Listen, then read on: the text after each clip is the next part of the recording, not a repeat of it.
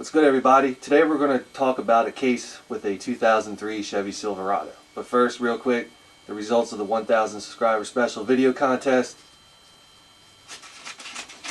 Like I said, you guys make a video response to that video. I'll take your name, put it in a bucket, and draw one out.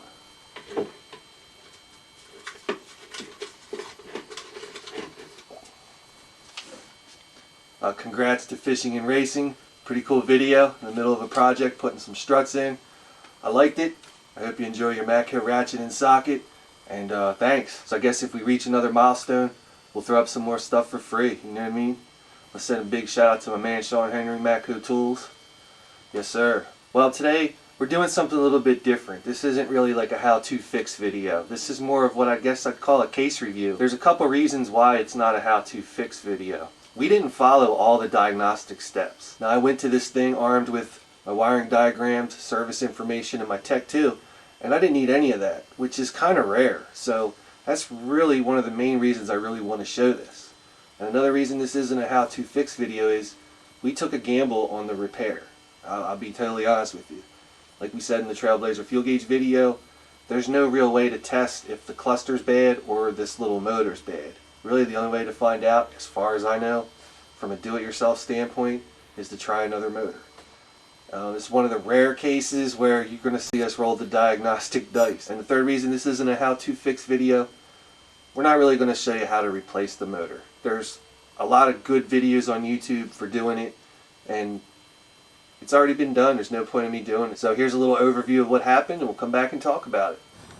Alright, what's good? Well, we got this 2003 Silverado, and the speedometer's stuck all the way to the right.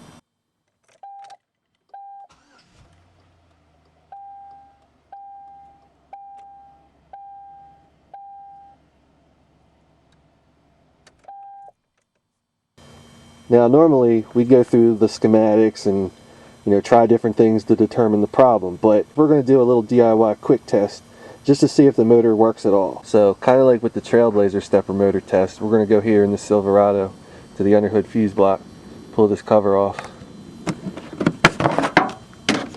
and this guy right here is one we're going to pull out.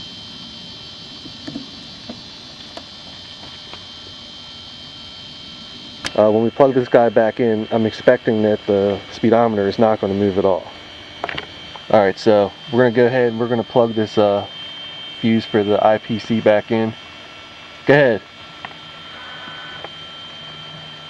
Now if you saw that, all the motors moved except for the speedometer. So what we're going to do, we're going to take the dash out and we're going to pull out the cluster and we're going to bang a new motor in this thing. And for the same reasons like the Trailblazer, we're not going to disconnect the battery in this truck either.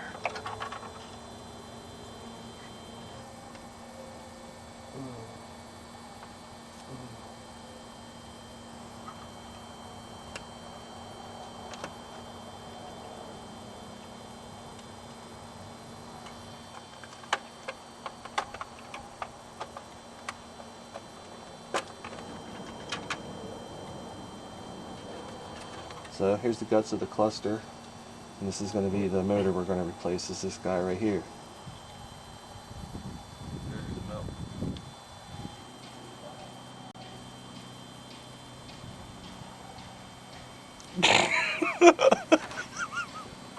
So we've got the speedometer motor out of here.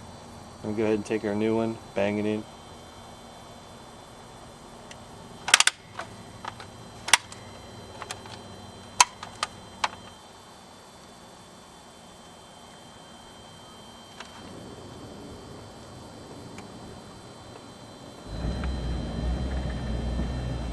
Sweet.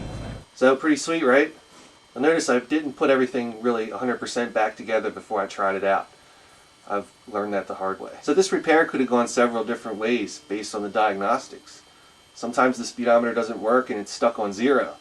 And in most of those cases, then you have a problem on the input side to the cluster, meaning speed sensor, PCM, something along those lines. In this case, we got pretty lucky. I mean, we skipped most of the diagnostics and just tested the cluster itself. Now, I learned something from this, which was always cool. I didn't even know you could pull that fuse out to reset the cluster.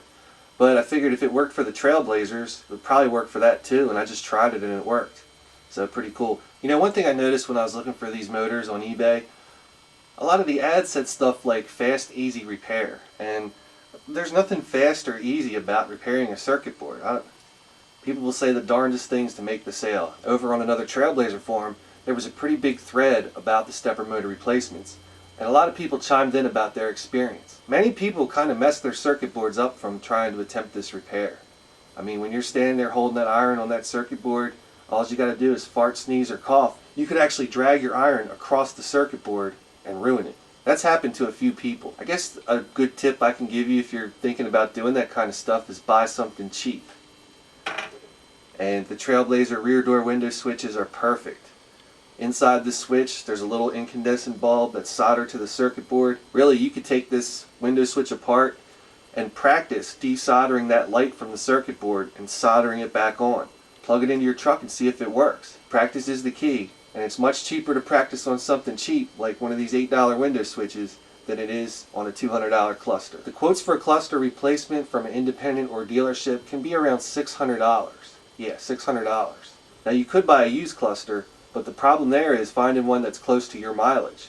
If you buy a cluster that has 200,000 miles on it and put it in yours is going to read 200,000 miles. The prices really vary for clusters. A used one, 100, 200 bucks, a reman about $3, and I don't even know what the dealership would charge for a new one. You know, we outweighed the options of trying the $40 fix versus, you know, replacing the cluster, and we kind of rolled with it. I think one of the coolest parts about this video is that if you run into the same problem, you know, you can do the same test to see if the motor actually works. And that might save you a $100 diagnostic charge.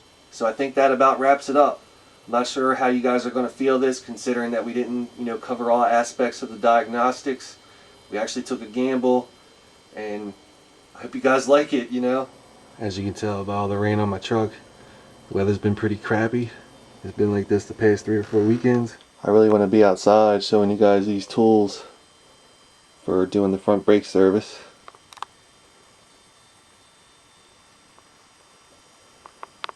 But thanks to crappy weather, that's not going to happen this weekend. So thanks for watching, and as always, if you like what you see, subscribe to my shit.